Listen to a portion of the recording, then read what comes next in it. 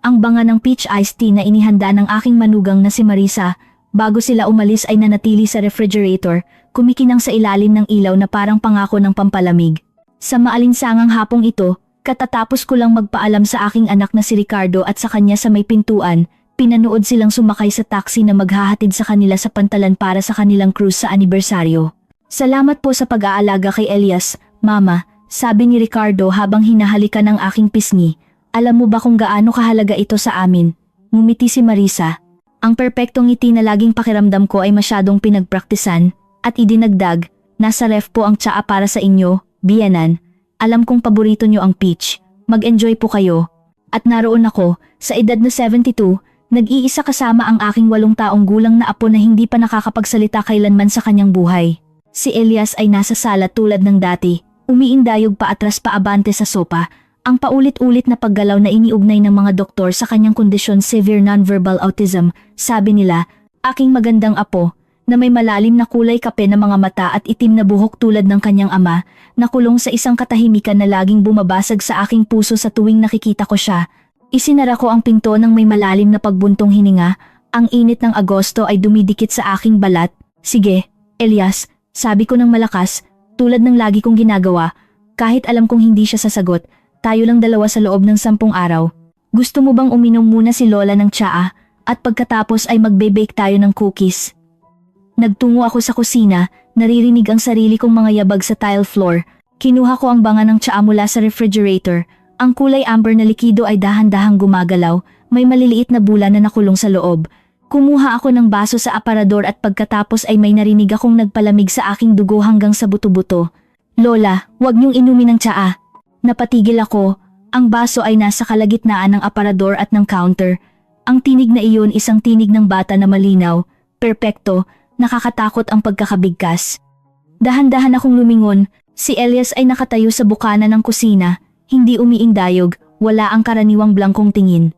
Nakatayo siya ng tuwid, nakatingin ng diretso sa aking mga mata, nang may tindi na hindi ko pa nakita sa kanya kailanman. Bago ako magpatuloy sa kuwentong ito, nais kong mag-imbita sa iyo para sa isang mahalagang bagay. Kung ikaw ay nabibighani sa kuwentong ito, mag-subscribe sa channel at mag-iwan ng iyong like. Ipinapakita nito sa akin na pinahahalagahan mo ang nilalamang ito. At sabihin mo sa akin sa mga komento kung saang lungsod ka nakikinig sa amin ngayon. Ngayon, magpatuloy tayo. Elias? Bulong ko. Ang baso ay nadulas mula sa aking mga kamay na nanlamig at nabasag sa sahig. Ang mga piraso ng salamin ay nagkalat sa lahat ng direksyon, ngunit wala kaming sinuman ang gumalaw. Huwag niyong inumin ang tsaa na inihanda ni Mama para sa inyo.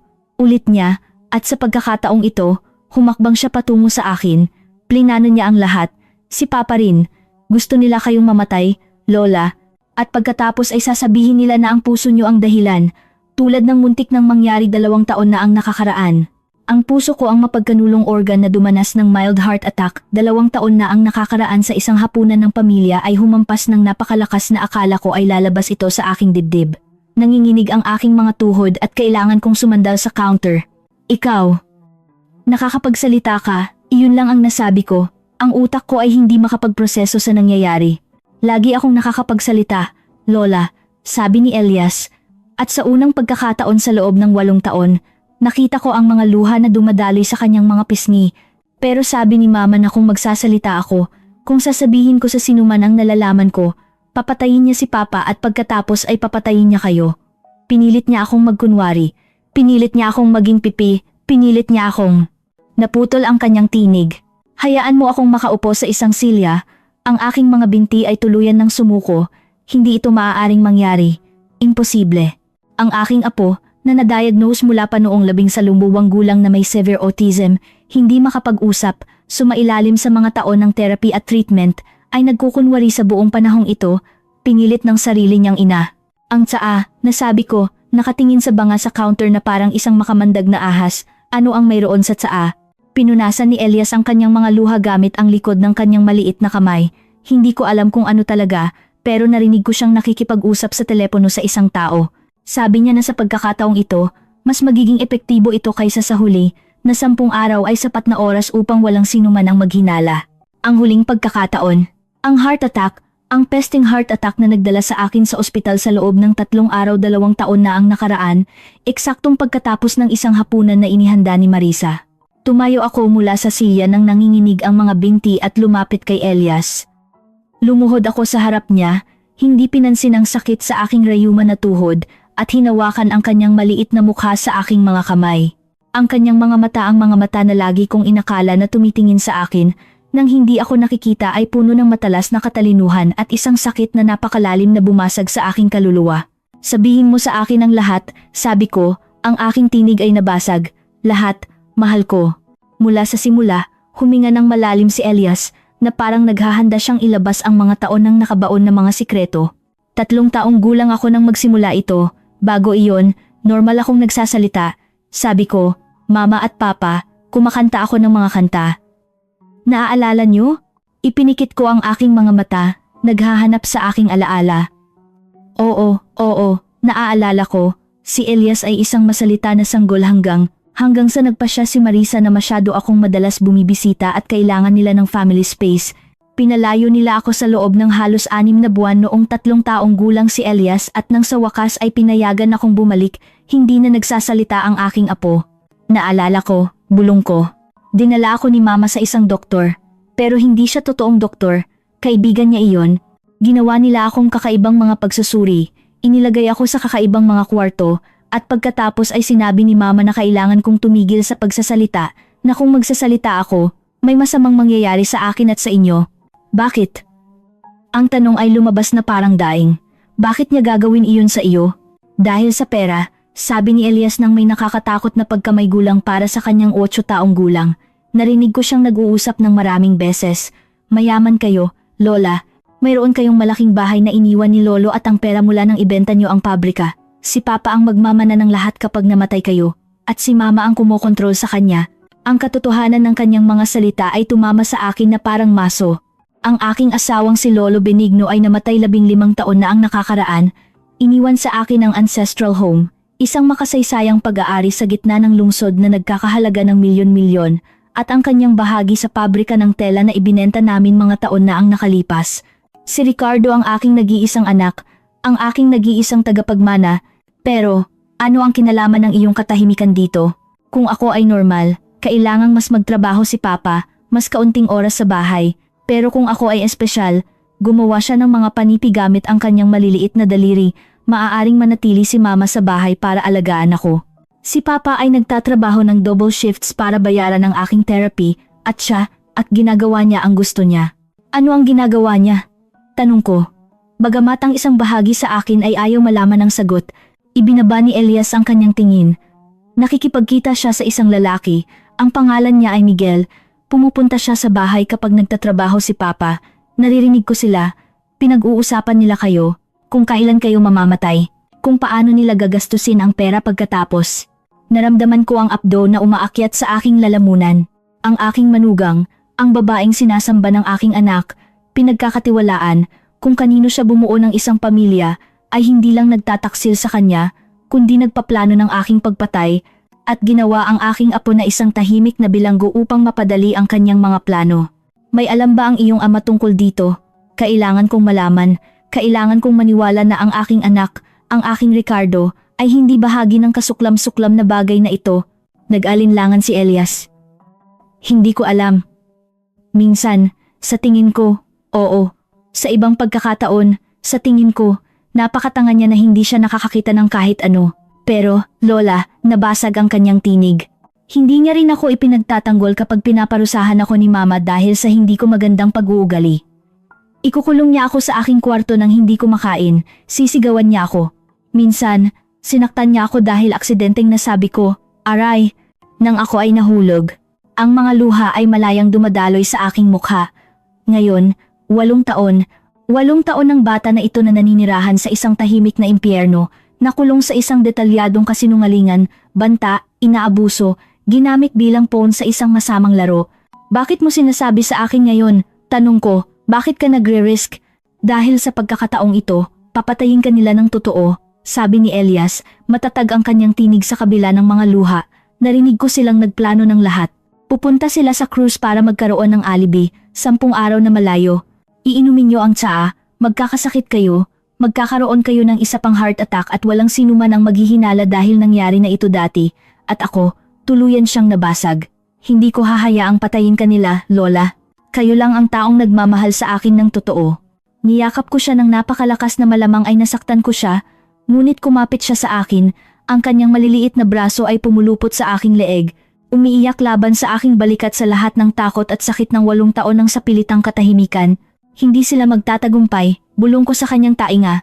Nararamdaman kung paanong may nagbabago sa loob ko. Ang matamis at masunuri na lola na ako ay namamatay, napalitan ng isang bagay na mas matigas, mas mapanganib, isang leon ang nagpoprotekta sa kanyang supling. Ipinapangako ko sa iyo, mahal ko, hindi sila magtatagumpay. Nanatili kaming yakap, sa gitna ng kusina, napapalibutan ng basag na salamin at nilason na tsaa, habang sa labas, ang araw ng Agosto ay kumikinang, walang pakialam sa digmaan na nagsimula pa lang. Matapos linisin ang mga basag na salamin at ibuhos ang pesteng tsaa sa lababo gamit ang guwantes na goma, kung sakaling kailangan namin itong suriin, pagkatapos pinaupo ko si Elias sa sopa na may baso ng gatas at cookies. Nanginginig ang kanyang mga kamay habang kumakain, na parang ang simpleng pag-uusap pagkatapos ng mga taon ng katahimikan ay umubos sa lahat ng kanyang reserba ng enerhiya. Kailangan mong ipakita sa akin kung saan itinatago ng iyong ina ang kanyang mahahalagang bagay, sabi ko habang hinihimas ang kanyang buhok. Mga papeles, dokumento, kahit anong tila sikreto. Tumango si Elias, pinupunasan ang mumumula sa kanyang bibig.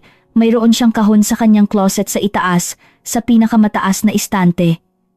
Hindi ito maaabot ni Papa ng walang hagdan, pero mas matangkad siya. Ang aking anak na si Ricardo ay halos 5 talampakan at 5 pulgada lamang. Si Marisa ay halos 4 na pulgada na mas matangkad, isang detalye na parating ikinainis niya, ngunit ngayon ay nagkaroon ng masamang kahulugan. Umakyat kami sa hagdan ng magkasama. Si Elias ang nagtuturo sa akin patungo sa master bedroom. Ang kuwarto ay naamoy sa mamahaling pabango ni Marisa, ang floral, at nakasusulasok na amoy na laging nagbibigay sa akin ng sakit ng ulo. Sarado ang mga kortina, inilubog ang kwarto sa isang mapang-api na dilim. Ang closet ni Marisa ay napakalaki, puno ng mamahaling damit at sapatos na designer, lahat ay binayaran, marahil, ng perang kinikita ni Ricardo sa pagtatrabaho ng 60 oras sa isang linggo, habang siya ay nag-aalaga sa kanilang anak na di umano'y may kapansanan. Ayan, itinuro ni Elias ang pinakamataas na istante. Kinaladkad ko ang isang silya mula sa desk, hindi pinansin ang protesta ng aking likod. Hindi ako kasing tangkad ni Marisa, ngunit sa silya, maaabot ko, hinawakan ng aking mga daliri ang isang malamig na kahon na metal na nakatago sa likod ng nakatiklop na mga sweater. Maingat ko itong ibinaba at binuksan sa kama. Ang nakita ko sa loob ay nagpahinga sa aking hininga. Una, ang mga dokumentong medikal. Ang diagnosis ni Elias ng autism, nilagdaan ni isang Dr. Miguel Salazar. Ang parehong pangalan na binanggit ni Elias, ang lover ni Marisa. Ang mga petsa ay hindi tumugma sa naaalala ko. Ang unang diagnosis ay napetsahan 6 na buwan lamang matapos akong palayuin sa pamilya. Mayroon ding testamento ang aking testamento, ngunit hindi ito ang bersyon na nilagdaan ko kasama ang aking abogado, 10 taon na ang nakakaraan. Ang bersyon na ito ay nag-iwan ng lahat, ganap na lahat, kay Ricardo ng direkta, walang trust, walang proteksyon, walang anuman, at ang lagda. Ang lagda ay kahina-hinalang kamukha ng akin, ngunit hindi ito. Diyos ko, bulong ko. Pinakikete nila ang aking testamento. Nagpatuloy ako sa pagsusuri. May mga litrato. Si Marisa at isang lalaki, siguro si Miguel, sa mga nakompromisong sitwasyon. Bakit niya itatago ang mga litratong ito?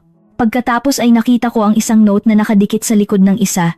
Siguro por si akaso insurance kung sakali. Naunawaan ko, ito ang kanyang insurance policy. Kung sinubukan ni Miguel na ipagkanulo siya, mayroon siyang ebidensya ng pagtataksil, ngunit ang nakita ko sa ilalim ng kahon ay nagpalamig sa aking kaluluwa. Ito ay isang maliit na amber na glass vial na walang label, at sa tabi nito, isang note na nakasulat sa sulat kamay ni Marisa, digitally na 5 ml sa mainit o malamig na inumin, ginagaya ang natural na atake sa puso ng walang bakas pagkatapos ng 48 oras. Digitalin. Isang gamot sa puso na sa mataas na dosis ay nagdudulot ng nakamamatay na arrhythmias. Ang aking heart attack 2 taon na ang nakakaraan ay hindi pala isang heart attack. Ito ay isang pagtatangka ng pagpatay na nabigo dahil mabilis dumating ang ambulansya. Nanginginig ang mga kamay, kinuha ko ang aking telepono at kinuna ng litrato ang lahat. Bawat dokumento, bawat litrato, bawat note. Ang vial ng Digitalin ay inilagay ko sa aking bulsa, binalot ito sa isang panyo. Elias, sabi ko, sinusubukang panatilihin ang aking tinig na kalmado. Alam mo ba kung may computer ang iyong mama? Gumagamit ba siya ng tablet? Nasa nightstand niya. Natagpuan ko ito, protektado ng password. Alam mo ba ang password?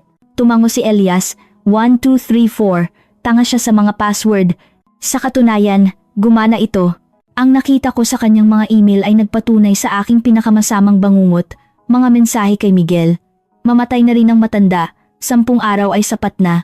Sa pagkakataong ito, gagamitin ko ang doble ng dosis, hindi siya makakaligtas muli.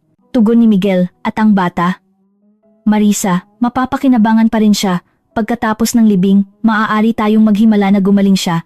Sasabihin natin na trauma ito dahil sa pagkawala ng lola. Gagawin tayong santo. Ang iba pang mga mensahe ay nagbunyag ng lawak ng kanilang plano. Pagkatapos mamana ang aking kayamanan, plano nilang makipaghiwalay kay Ricardo at manatili sa kalahati ng lahat. Sinuri ni Miguel ang mga batas sa paghati ng ari-arian ng mag-asawa. Ang aking anak ay biktima tulad ko. Isang hangal na inosente. Oo, ngunit isang biktima. Dine-download ko ang lahat ng email sa isang USB drive na nakita ko sa desk. Nakakita rin ako ng mga bank statement na nagpapakita ng kahina-hinalang withdrawals, mga bayad sa mga medikal na konsultasyon na hindi kailanman naganap, mga transfer sa offshore accounts. Si Marisa ay nagnanakaw mula sa medical expense fund ni Elias sa loob ng maraming taon, pera na pinagtatrabahuhan ni Ricardo ng brutal upang ibigay. Lola, sabi ni Elias ng mahina. Ano ang gagawin natin? Tiningnan ko siya. Ang matapang na batang ito na nagtiis ng mga taon ng pang-aabuso upang protektahan ako, upang protektahan ang kanyang ama, nakulong sa isang katahimikan na hindi niya nararapat. Sisirain natin sila, sabi ko. At sa unang pagkakataon sa aking buhay, naramdaman ko ang mapait at nakakatuwang lasa ng paghihiganti sa aking dila, pero hindi ngayon. Ngayon, magiging napakatalino natin. Nang gabing iyon, matapos patulugin si Elias, na sa unang pagkakataon sa loob ng maraming taon ay bumulong sa akin ng, "Mahal kita, Lola," bago siya matulog, umupo ako sa aking study na may isang kuwaderno at nagsimulang buuin muli ang huling 5 taon ng aking buhay ng may bagong kalinawan. Ang heart attack 2 taon na ang nakakaraan ay ang pinakahalatang pangyayari, ngunit ngayon na alam ko ang katotohanan, ang iba pang mga insidente ay nagsimulang magkaroon ng masamang kahulugan. 3 taon na ang nakalipas, nagdusa ako ng matinding food poisoning pagkatapos ng isang hapunan ng pamilya sa bahay ni Ricardo. Ako ay sobrang sakit na nawalan ako ng halos 10 kilogram sa loob ng 2 linggo. Hindi kailanman natagpuan ng mga doktor ang sanhi. Si Marisa ay napakamaalalahanin sa panahon ng aking paggaling. Nagdadala sa akin ng mga sopas at tsaa na ngayon ay napagtanto kong malamang na nagpapatagal sa aking sakit. After na taon na ang nakalipas, nagkaroon ako ng mahiwagang allergic reaction na nagdala sa akin sa ospital sa loob ng 3 araw na may hirap sa paghinga at hives sa buong katawan. Hindi namin kailanman natuklasan kung ano ang naging sanhi ng allergy. Nangyari iyon pagkatapos uminom ng kape na inihanda ni Marisa para sa akin sa isang pagbisita sa aking bahay. At pagkatapos ay mayroon ng aksidente sa hagdan 5 taon na ang nakalipas. Ipinangako ko na may nag-iwan ng mantika sa mga hagdanan ng aking bahay. Nadulas ako at nabali ang aking pulso. Si Marisa ay tumutulong sa akin sa paghaharding noong araw na iyon. Nagpilit siyang manatili upang maghanda ng hapunan. 5 taon. 5 taon ng sistematikong pagtatangka na patayin ako. Ngunit mayroon pang iba, isang bagay na mas matagal pa. Naalala ko ang pagkamatay ni Lolo Benigno. Ang aking asawa ay namatay sa isang massive heart attack sa edad na 63, tila walang babala, malakas, malusog, walang kasaysayan ng sakit sa puso. Inabot siya ng heart attack habang natutulog. Nangyari iyon 15 taon na ang nakalipas. 3 taon pagkatapos magpakasal si Ricardo kay Marisa. Bigla akong tumayo, ang aking puso ay humahampas sa aking dibdib. Hindi ito maaaring mangyari. O maaari ba? Bumaba ako sa kusina at kumuha ng isang kahon ng lumang mga litrato mula sa kabinet. Naghanap ako hanggang sa makita ko ang mga litrato ng libing ni Lolo Benigno. Naroon si Marisa, bata, maganda, 25 taong gulang, na may angkop na malungkot na ekspresyon. Ngunit sa isang partikular na litrato na aksidenteng kinuna ng isang tao sa panahon ng wake, nakita siyang nakatingin sa kanyang telepono at nakangiti. Nanlamig ang aking dugo. Bumalik ako sa aking study at naghanap online ng impormasyon tungkol sa Digitalin. Ang mga sintomas ng overdose ay magkapareho sa isang massive heart attack at pagkatapos ng 48 oras, wala itong naiiwan na bakas na detectable sa karaniwang autopsy. Si Lolo Benigno ay namatay sa bahay, sa aming kama. Nagpilit si Marisa na manatili sa amin noong linggong iyon dahil si Ricardo ay nasa isang business trip. Naghanda siya ng hapunan para sa amin herbal tea bago matulog para makatulong sa stress ng trabaho. Sabi niya, "Diyos ko, bulong ko sa dilim ng aking study. Pinatay niya si Lolo Benigno, pinatay niya ang aking asawa." Nagkaroon ng kahulugan ng lahat. Ngayon, sa pagkamatay ni Lolo Benigno, namana ko ang lahat. At ako, bilang isang debotong ina, natural na iiwan ang lahat sa aking nag-iisang anak kapag ako ay namatay. Kailangan lang ni Marisa ng pasensya at ang tamang plano. Ngunit bakit maghintay ng matagal? Bakit hindi ako patayin kaagad pagkatapos ni Lolo Benigno? Ang sagot ay dumating sa akin na parang suntok, si Elias. Nagbuntis si Marisa, ilang sandali pagkatapos ng pagkamatay ni Lolo Benigno. Kailangan niya na maging matatag si Ricardo. Nabuhay ako upang tumulong sa pananalapi, upang maging mapagbigay na lola na bumibili ng mga bagay, nagbibigay ng pera. Ngunit noong si Elias ay 3 taong gulang at nakilala ni Marisa si Miguel, nagbago ang lahat. Hindi na niya kailangang panatilihin ang mga pagpapakita. Maaari niyang pabilisin ang plano. Sinuri ko ang sarili kong mga financial records. Sa loob ng huling 5 taon, nagpautang ako kay Ricardo ng higit sa 1,200,000 para sa mga gastusin sa medikal ni Elias, pera na hindi niya kailanman naibalik sa akin dahil, ayon sa kanya, masyadong mahal ang therapy. Peking therapy, peking doktor, isang gawa-gawang diagnosis. Nakita ko rin ang iba pa sa aking mga file ang life insurance na kinuha ko. 10 taon na ang nakakaraan na si Ricardo ang beneficiary. Nababayaran kaagad kapag ako ay namatay. Hindi lang naghihintay si Marisa sa aking mana, naghihintay siya ng isang instant insurance payment. Ginugol ko ang natitirang bahagi ng gabi sa pagdodokumento ng lahat, mga petsa, pangyayari, kahina-hinalang gastusin sa medikal, mga pagbisita ni Marisa na tumugma sa aking mga sakit. Bawat piraso ng puzzle ay perpektong nagkakasya sa isang pattern ng premeditated at sistematikong pagpatay. Alas 5 ng umaga, narinig ko ang maliliit na yabag sa hagdan. Si Elias ay lumitaw sa pintuan ng aking study, kinukuskus ang kanyang mga mata. Hindi ako makatulog, sabi niya sa boses na nagpapatuloy na namangha sa akin. Nagkaroon ako ng bangungot na bumalik si mama at sinasaktan kanya. Pinaupo ko siya sa aking kandungan, isang bagay na hindi ko nagawa sa loob ng maraming taon dahil lagi niyang tinatanggihan ang physical contact, isa pang kasinungalingan. Elias, kailangan kitang tanungin ng isang napakahirap na bagay. Narinig mo na ba ang iyong mama na nag-uusap tungkol sa iyong Lolo Benigno? Kung paano siya namatay? Tumingin si Elias. Minsan, noong 5 taong gulang ako, bago niya ako piliting tumigil sa pagsasalita, nakikipag-usap siya sa telepono kay Miguel. Sinabi niya na madali lang ang matanda, ngunit mas matigas ka. Ang mga luha ay dumaloy sa aking mga pisngi. Lola? Tanong ni Elias, ang kanyang maliit na tinig ay puno ng pag-aalala. Ayos lang ako, mahal ko, nagsinungaling ako. Naiinis lang ako, sobra, at ako ay naiinis, ngunit ako rin ay determinado. Pinatay ni Marisa ang aking asawa, tinorture niya ang aking apo, at gumugol siya ng mga taon sa pagtatangka na patayin ako. Ngayon, ako naman, sa bukang liwayway ng pangalawang araw, habang natutulog si Elias pagkatapos ng kanyang bangungot, ginawa ko ang unang tawag, hindi sa pulis. Hindi pa. Kailangan kong bumuo ng isang matatag, hindi mapag-aalinlanganan na kaso bago isali ang mga awtoridad. Ang isang maagang akusasyon ay maaaring magbigay kay Marisa ng pagkakataon na sirain ang ebidensya o gumawa ng mga alibi. Tinawagan ko si Attorney Rafael Salazar, ang aking pinagkakatiwalaang abogado sa loob ng 20 taon. Ginising ko siya, ngunit nang marinig niya ang pagmamadali sa aking tinig, naging ganap siyang alerto sa loob ng ilang segundo. Rafael, kailangan kitang makita ngayon. Ito ay isang legal na emergency at hindi ito maaaring maghintay. Pagkaraan ng 2 oras, nakaupo kami sa kanyang opisina. Ipinakita ko sa kanya ang lahat, ang mga litrato ng mga dokumento, ang na-download na mga email, ang vial ng digitalin na iningatan ko bilang ebidensya, at ang pinakamahalaga, ipinakilala ko si Elias. Ikuwento mo kay Attorney Salazar ang sinabi mo sa akin, sabi ko nang mahina sa aking apo, na may katapangan na bumasag at nagpataas ng aking pagmamalaki sa parehong oras. Inulit ni Elias ang kanyang kuwento. Pinakinggan siya ni Rafael na may ekspresyon na lalong natatakot, maingat siyang nagtatala. Ito ay, Diyos ko, Esmeralda, ito ay multiple attempted murder, severe child abuse, medical fraud, document forgery. Tinanggal niya ang kanyang salamin at kinuskos ang kanyang mga mata.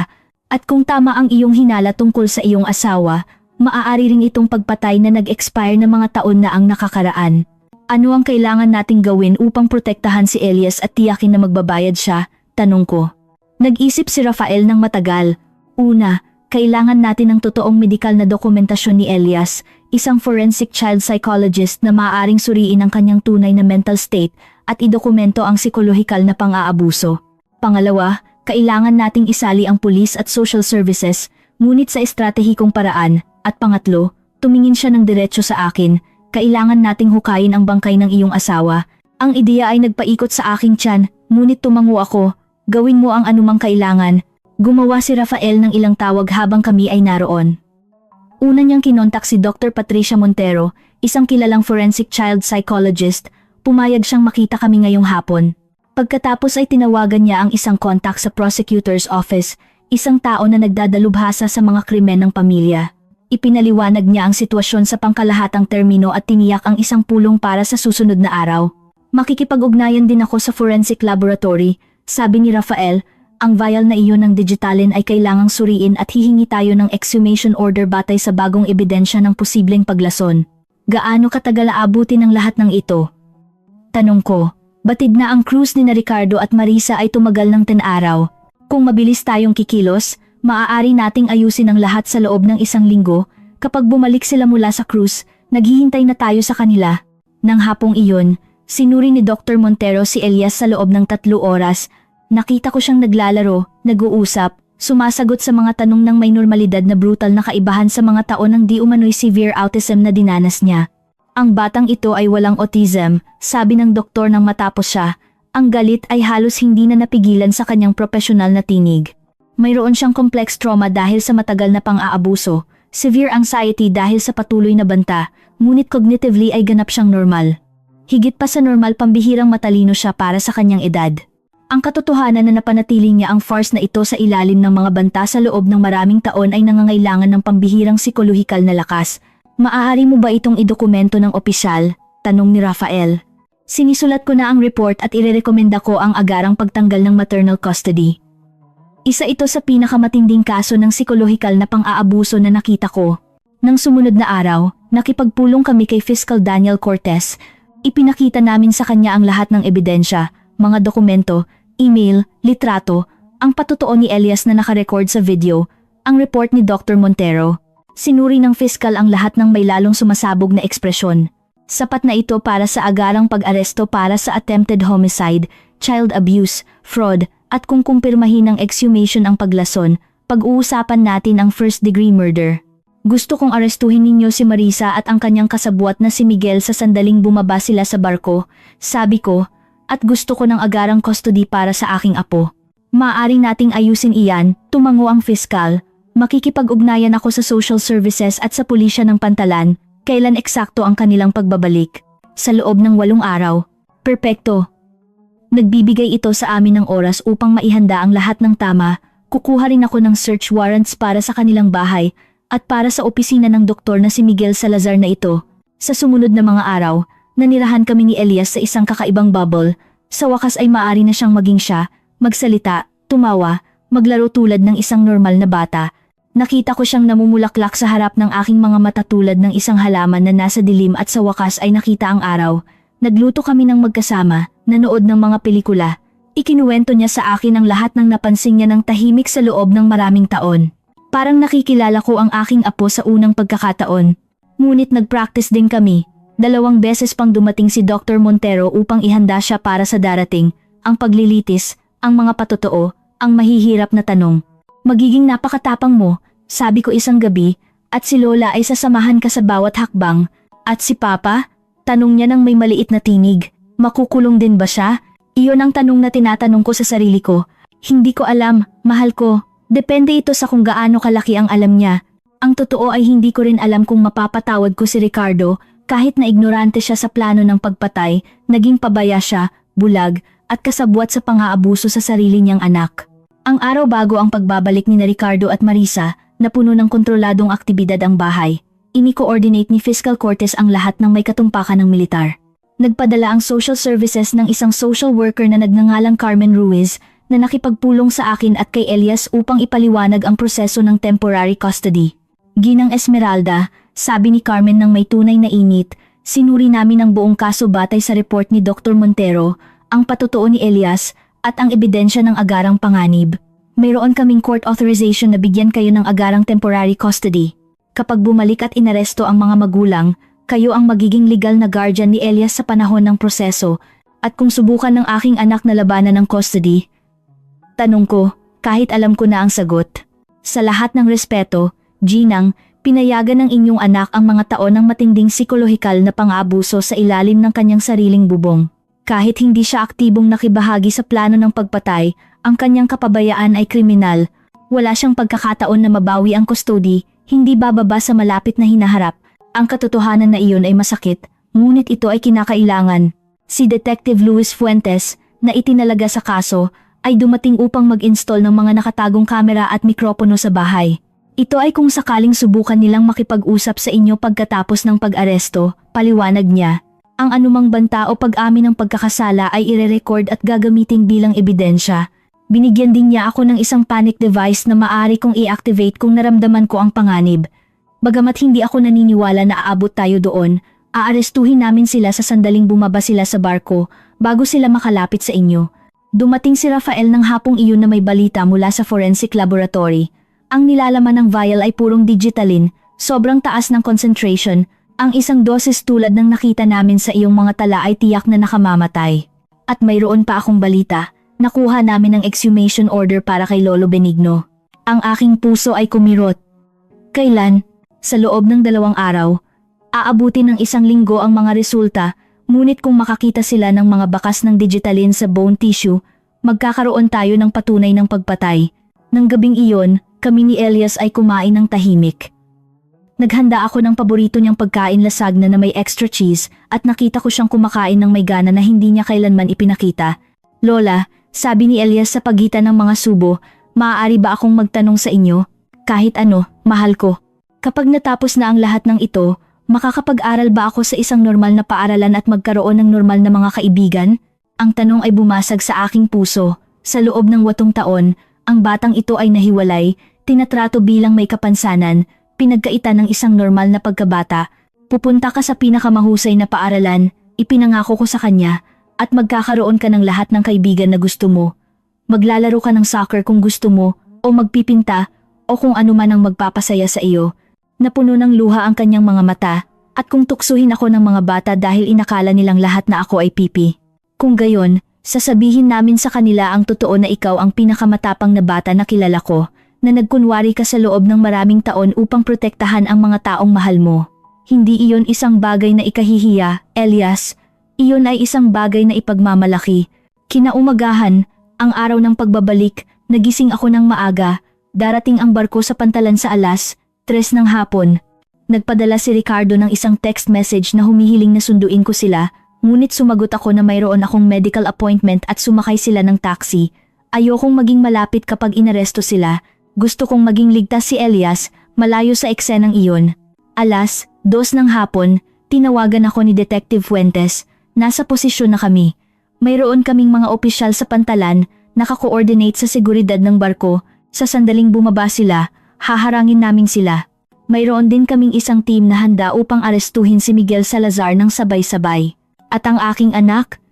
Halos hindi ko siya matawag na ganoon ngayon. Iyon ay depende. Kung makikipagtulungan siya, kung talagang ignorante siya sa plano ng pagpatay, maiiwasan niya ang mga criminal charges, ngunit kailangan niyang tumestigo laban sa kanyang asawa. 3:00 tumunog ang aking telepono. Si Fiscal Cortez ito. Aresto na sila pareho.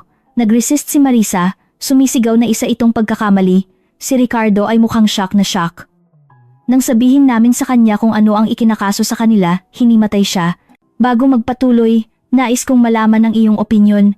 Isulat mo sa mga komento kung ano ang nararamdaman mo sa kuwentong ito at kung ano ang gagawin mo kung ikaw ang nasa kalagayan ko. Huwag kang aalis dahil ang susunod ay mas matindi.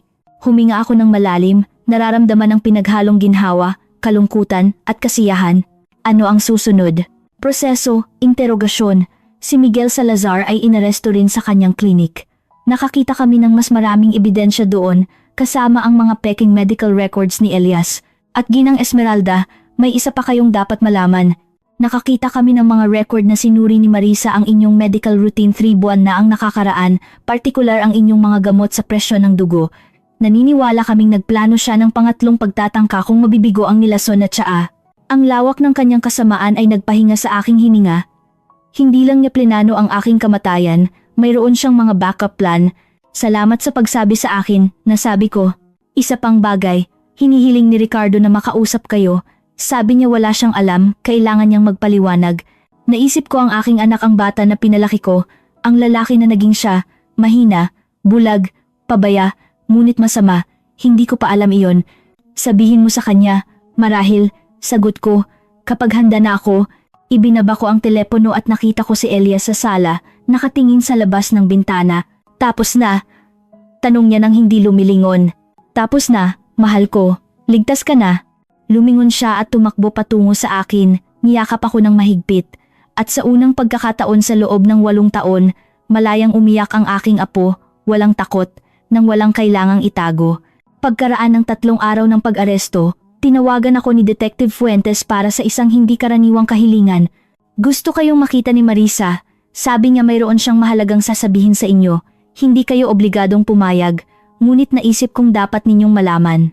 Bawat sel ng aking katawan ay sumisigaw na tanggihan.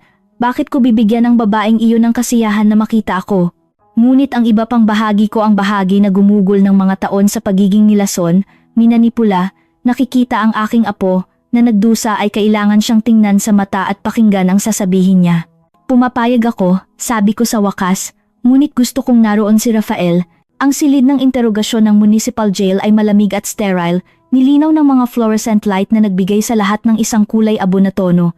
Si Marisa ay nakaupo sa kabilang panig ng isang metal na mesa, nakaposas, nakasuot ng orange na uniform ng mga bilanggo, walang makeup, walang mamahaling damit, walang perpektong ngiti. Siya ay mukhang eksakto kung ano siya isang kriminal. Umupo ako sa harap niya kasama si Rafael sa tabi ko at si Detective Fuentes sa sulok. Isang guwardiya ang nanatili sa tabi ng pinto. Tiningnan ako ni Marisa ng mga mata na hindi na nagpakita ng peking paggalang tulad ng dati. Ngayon, mayroon lang purong galit. Dumating ka, sabi niya, ang kanyang tinig ay puno ng lason. Ang perpektong Esmeralda, laging napaka-superior, laging kumokontrol sa lahat. Sinabi nila sa akin na mayroon kang mahalagang sasabihin, sagot ko nang may nagyayalong tinig, sabihin mo ang gusto mong sabihin o aalis ako. Tumawa siya, isang magaspang at hindi ka nais-nais na tunog. Gusto mong malaman kung bakit ko ginawa? Bakit ko pinatay ang iyong asawa? Bakit ko sinubukang patayin ka? Umalis ang hangin sa aking baga, kaya totoo pala, si Lolo Benigno, ang aking Lolo Benigno, dahil karapat-dapat sila, patuloy niya, nakasandal pa sulong. Ang asawa mo ay isang matandang controller na tinrato si Ricardo na parang basura, laging pinupuna, laging sinasabi sa kanya na hindi siya sapat. At ikaw ay pareho, sa iyong pera at iyong malaking bahay at iyong hangin ng superiority. Hindi kailanman magiging libre si Ricardo habang kayo ay nabubuhay. May alam ba si Ricardo? Ang tanong ay lumabas na parang bulong. Si Ricardo, halos idura niya ang pangalan. Si Ricardo ay isang walang kwentang idiot, wala siyang alam, hindi tungkol sa iyong asawa, hindi tungkol sa mga pagtatangka sa iyo, hindi tungkol kay Miguel. Siya ay perpekto mahina, manipulahin, tanga. At si Elias, ang aking tinig ay nabasag. Bakit mo torturahin ang sarili mong anak? Sa unang pagkakataon, isang bagay na kahawig ng emosyon ang tumawid sa kanyang mukha, si Elias ay kinakailangan. Ang perpektong bata, may kapansanan, nagbigay sa akin ng perpektong dahilan upang manatili sa bahay, upang kontrolin ang pananalapi, upang magkaroon ng kalayaan, iminungkahi ni Miguel ang peking diagnosis. Napakatalino. Ikulong mo siya sa isang sapilitang katahimikan sa loob ng 8 taon, sabi ko, nararamdaman ang galit na kumukulo sa loob ko. Ninakaw mo ang kanyang pagkabata, ninakaw mo ang kanyang tinig. Nakaligtas siya, sabi ni Marisa nang may kawalang bahala. At magiging sulit ito kapag nakuha na namin ang lahat ng pera mo. Ngunit hindi ito gumana, sabi ko, pinapayagan ang sarili ko ng isang maliit na ngiti. Ang aking apo ay mas matapang kaysa sa iyo, mas matalino kaysa sa iyo, tinalo ka niya. Sa unang pagkakataon, nakita ko ang isang bagay na nabasag sa kanyang fasad, galit, oo, ngunit mayroon ding iba ang pag-unawa na nawala na sa kanya ang lahat. Maaari pa rin kitang saktan, sumirit niya. Maaari kong sirain si Ricardo sa paglilitis. Maaari kong sabihin na alam niya ang lahat, na tinulungan niya akong patayin ang iyong asawa. Maaari mo, kalmadong sumingit si Rafael. Ngunit nilagdaan mo na ang isang kumpletong pag-amin kapalit ng pag-iwas sa parusang kamatayan. Kung susubukan mong baguhin ang iyong kuwento ngayon, mawawala ang kasunduan na iyon. At maniwala ka sa akin, sa premeditated murder ni Lolo Benigno na nakumpirma ng exhumation at maraming pagtatangka laban kay Esmeralda, kwalipikado ka ng perpekto para sa capital punishment. Namutla si Marisa, ang exhumation. Ang mga resulta ay dumating kahapon. Mga bakas ng digitalin sa bone tissue ni Lolo Benigno. Hindi mapag-aalinlanganan na patunay na nilason siya. Gaano katagal siya makukulong? Tanong ko. 25 taon hanggang life imprisonment. Sagot ni Detective Fuentes, depende sa hukom, nang walang posibilidad ng parol sa loob ng hindi bababa sa 20 taon. Si Marisa ay 38 taong gulang. Kapag siya ay lumabas, kung sakaling lumabas siya ay magiging isang matandang babae. At si Miguel? 15 hanggang 20 taon bilang kasabwat. Medical document forgery, conspiracy to commit murder, medical fraud. Tumayo ako, handa nang umalis, ngunit nagsalita si Marisa sa huling pagkakataon. Hinding-hindi ka patatawarin ni Ricardo para rito. Kamumuhian kanya dahil sa pagsira sa kanyang kasal, dahil sa pagkuha ng kanyang anak. Tumigil ako sa pintuan at tiningnan siya sa huling pagkakataon. Maaring kamuhian ako ni Ricardo kung gusto niya, ngunit si Elias ay buhay, ligtas, at sa wakas ay maaari na siyang maging ang bata na dapat ay siya. Iyon lang ang mahalaga. Ikaw ay isang mapait na matanda na hindi kayang tiisin na ang kanyang anak ay may sariling buhay. Sapat na, sabi ng guwardiya, nagsimulang samahan siya palabas. Mamamatay kang mag-isa. Sigaw ni Marisa habang inaalis siya, mag-isa at miserable. Ang mga pinto ay nagsara sa likod niya, pinatahimik ang kanyang mga sigaw. Inilagay ni Rafael ang kanyang kamay sa aking balikat. Ayos ka lang ba? Oo, sabi ko, at ito ay totoo, ayos lang ako, dahil nanalo ako. Ligtas si Elias, ang katotohanan ay lumabas na, at si Marisa ay gugugol ng mga dekada sa pagbabayad para sa kanyang ginawa. Hustisya. Sa wakas, hustisya.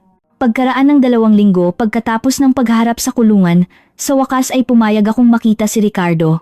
Ang pulong ay ginanap sa opisina ni Rafael, neutral na teritoryo kung saan maaari kaming mag-usap ng walang mga pader ng selda sa pagitan namin.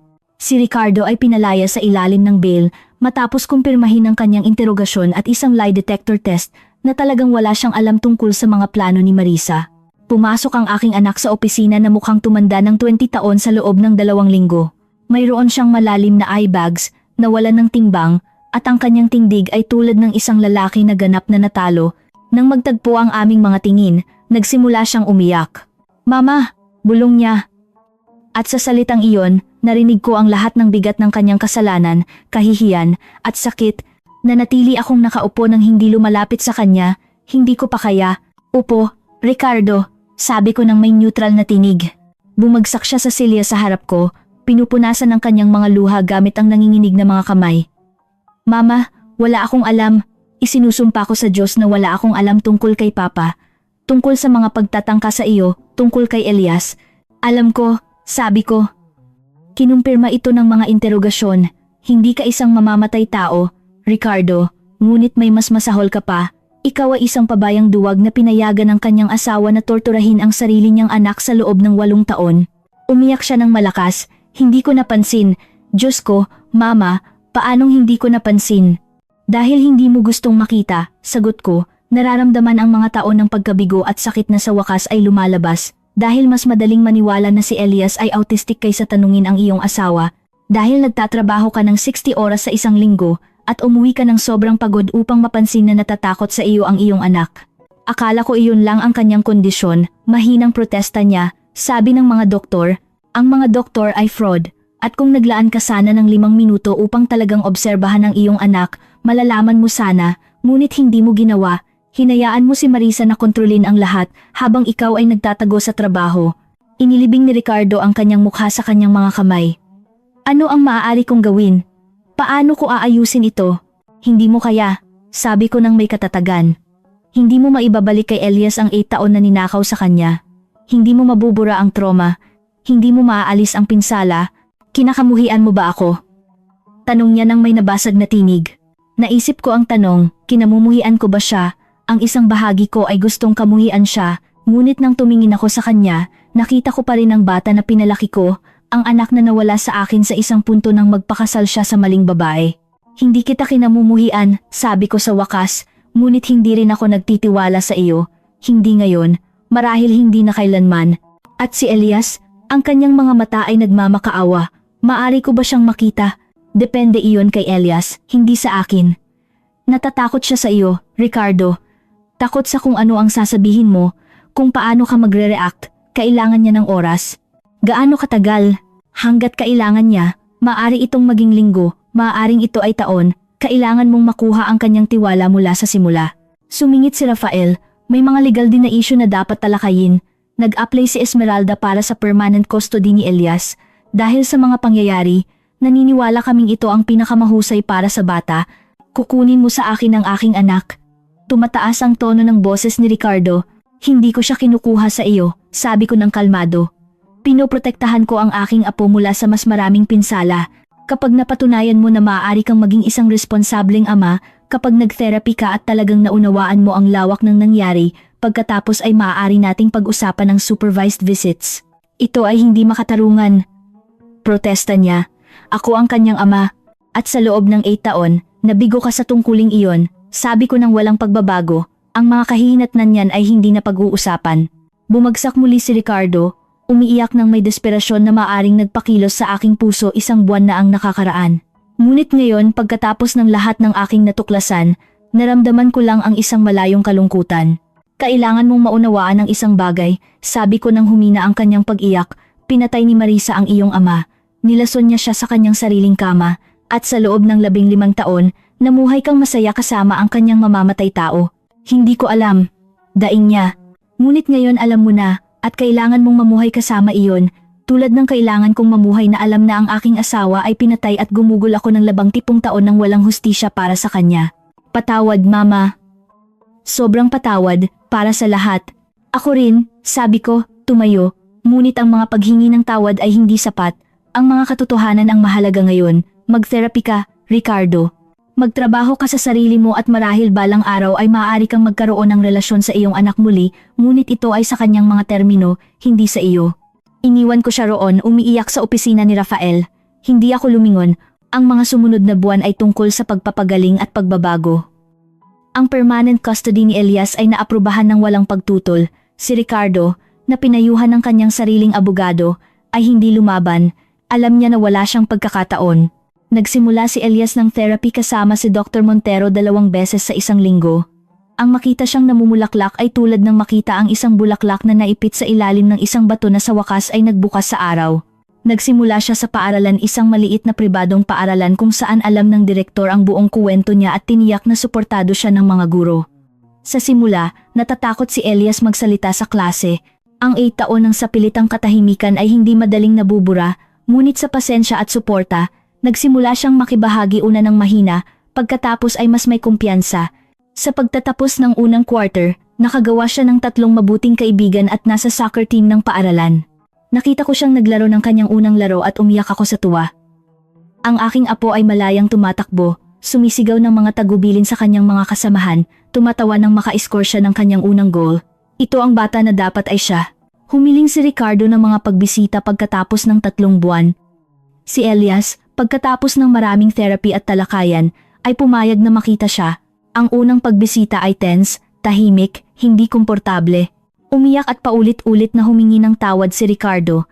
Pinakinggan siya ni Elias ng may saradong ekspresyon. Hindi ko alam kung mapapatawad kita, Papa, sabi sa wakas ng aking apo. Hinayaan mo si Mama na saktan ako.